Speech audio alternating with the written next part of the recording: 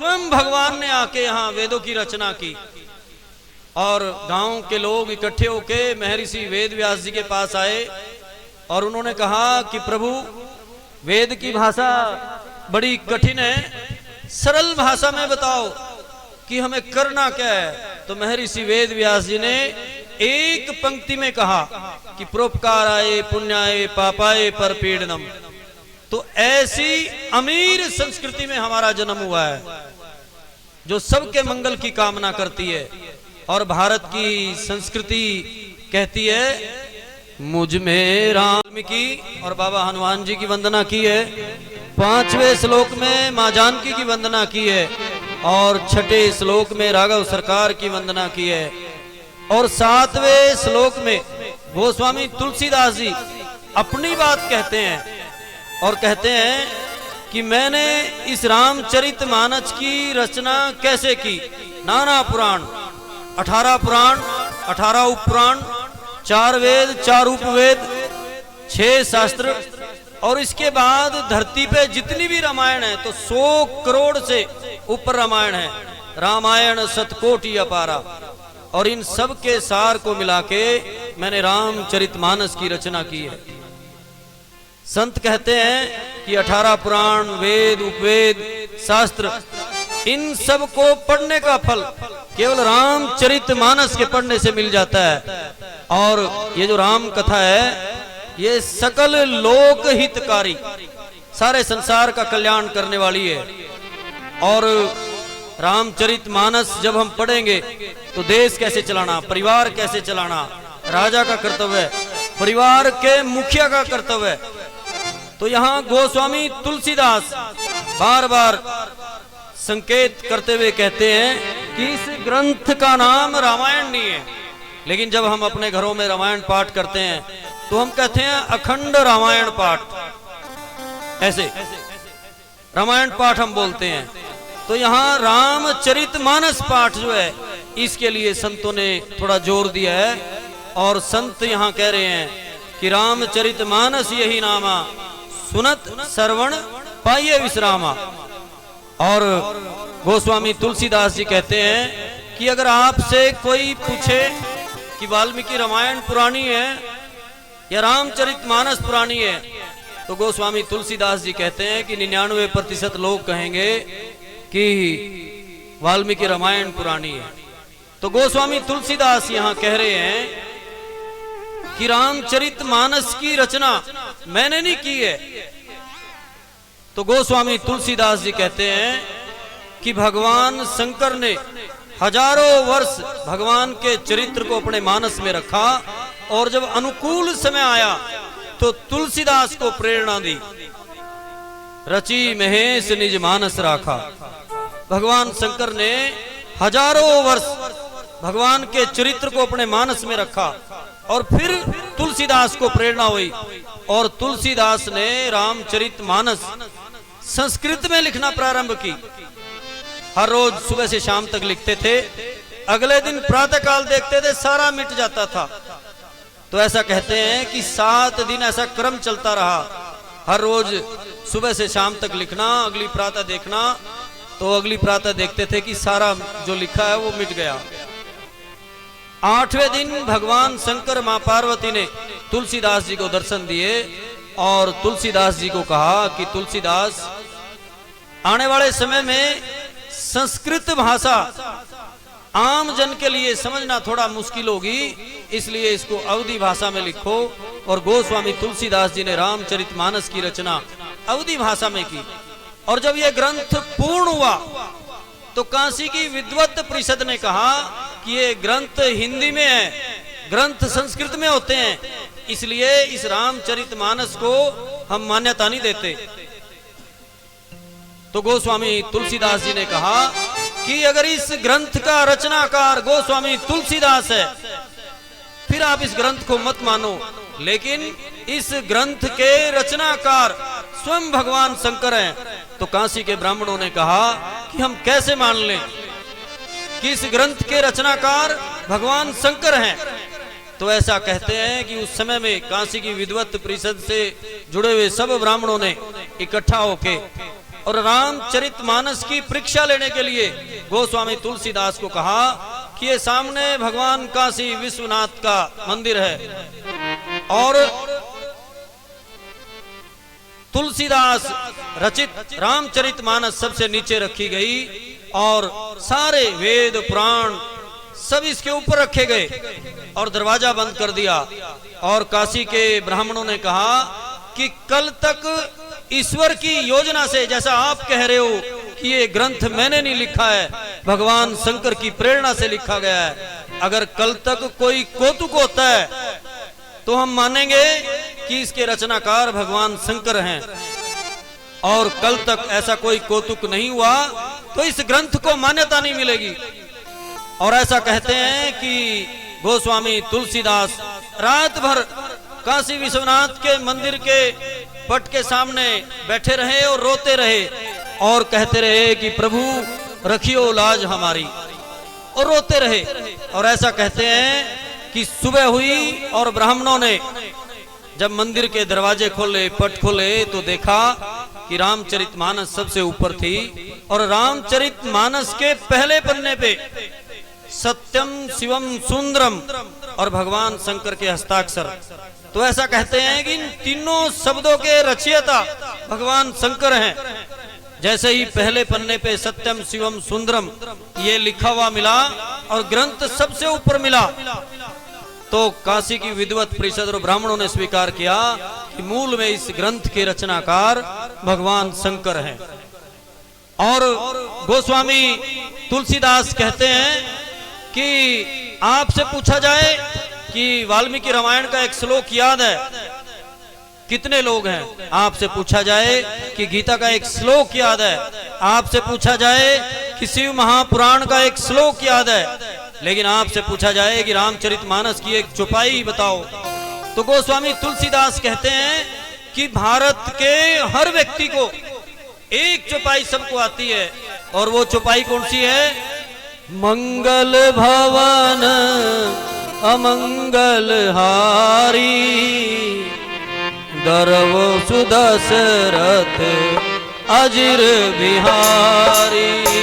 मंगल भवन मंगल हारी, प्रभु सुदशरथ अजिर बिहारी। तो गोस्वामी तुलसीदास कहते हैं कि ये चौपाई सबको आती है, और हनुमान चालीसा की एक चौपाई है, श्री गुरु चरण सरोज रज, ये अयोध्या कांड की पहली चौपाई है, तो ये भी सबको आती है। गीता का एक श्लोक किसी को याद हो ना हो, शिव महापुराण का श्लोक किसी को याद हो ना हो, लेकिन रामचरितमानस की ये दो चौपाई और गांव का सामान्य व्यक्ति भी अपनी भाषा में बोल देता है कि होई सोई जो रची राम राखा, कि जो प्रभु की इच्छा है वो होगा। तो कहते हैं कि पूरे भारत में ये तीन चौपाई ऐसी हैं कि ये बच्चे बच्चे को आती हैं। तो रामचरितमानस की महिमा का गुणगान करते हुए गोस्वामी तुलसीदास जी कहते हैं कि इस कलयुग में रामचरितमानस लकड़ी काटने वाली कुल्हाड़ी की तरह है, कि जैसे कुल्हाड़ी लकड़ी को काटती है, तो इस कलयुग में रामचरितमानस ग्रंथ का जो अध्ययन करेगा, कथा का श्रवण करेगा, उसके विकार काम क्रोध लोभ मोह लालच रूपी वृक्ष इन सब को समाप्त करेगी।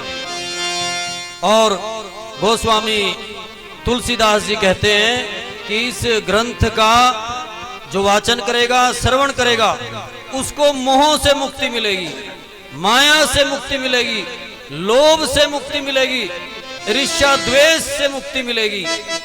और इस कलयुग में गोस्वामी तुलसीदास जी कहते हैं, कलयुग केवल नाम आधारा, सुमिर सुमिर नरहु तरहु पारा। कलयुग, सारे बोलो, कलयुग केवल नाम आधारा, सुमिर सुमिर नरहु तरहु पारा।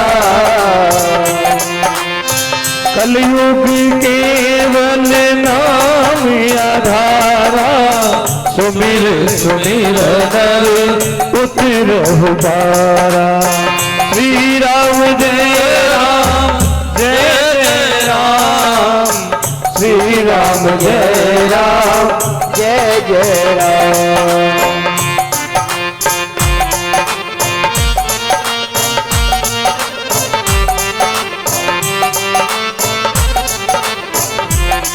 कलयुग में भगवान के नाम का जाप करने से संसार का ये जो गहरा समुद्र है, इसमें केवल और केवल भगवान के नाम का जाप करेंगे तो इस भव सागर से पार होने वाले हैं।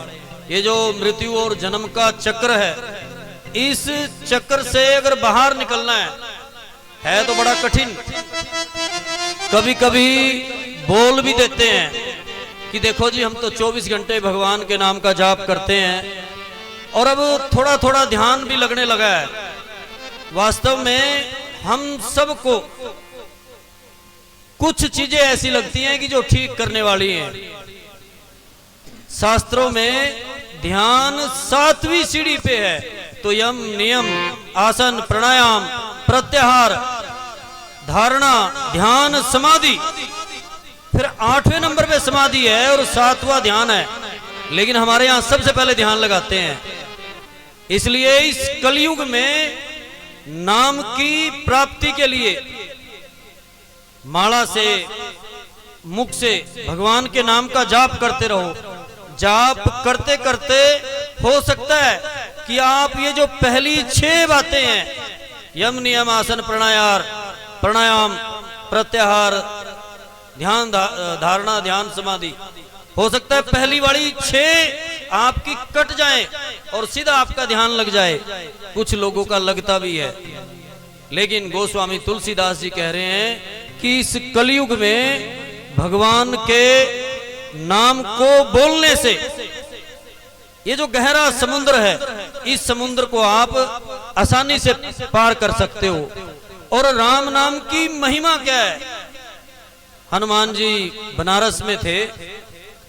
हनुमान जी की एक भक्ता थी माता, उनके पति का देहांत हो गया और वो अपने पति की लाश लेके गोस्वामी तुलसीदास जी के पास पहुंची और कहा कि प्रभु मेरा सहारा यही है, मैं कुछ नहीं जानती, मैंने आपकी बड़ी चर्चा सुनी है, आप बड़े दिव्य संत हैं और प्रभु आप मेरे ऊपर कृपा करो। मेरा सहारा मेरे पति हैं और इनके जाने के बाद मेरा तो सारा परिवार ही समाप्त हो जाएगा। मेरे ऊपर कृपा करो प्रभु, इनको जीवित करो। तो गोस्वामी तुलसीदास बड़े अल्लड़ और सरल स्वभाव के संत थे। तो गोस्वामी तुलसीदास कहते हैं कि माता मेरे पास ऐसा कोई मंत्र नहीं है कि जिससे इस नश्वर देह को मैं दोबारा जीवित कर दूं। माता अब इनका शरीर शांत हो गया है, आप जाओ और अब ये लाश है, मिट्टी है, अपने पति को यहां से ले जाओ और इसको जो है मुखाग्नि दो। महिला रोने लग जाती है, पांव पकड़ लेती है तुलसीदास के और कहती है कि प्रभु मैं कुछ नहीं जानती, मैं आई हूं तो अब अपने पति को यहां से जीवित लेके जाऊंगी। तो गोस्वामी तुलसीदास कहते हैं कि माता मेरे पास ऐसा कोई मंत्र नहीं है। अब मां तू जिद पे अड़गी है तो ठीक है, बैठी रहो। अब ये लाश है, मिट्टी है, तेरा मन आए आज शाम को ले जा, तेरा मन आए कल ले जाना। और तुलसीदास ने मरी हुई लाश ऐसे सामने पड़ी है और तुलसीदास ने बोलना शुरू कर दिया, श्री राम जय राम जय जय राम, श्री राम जय राम जय जय राम, श्री राम जय राम जय जय राम, श्री राम जय राम जय जय राम, श्री राम जय राम जय जय राम, श्री राम जय राम जय जय राम, श्री राम जय राम जय जय राम, श्री राम जय राम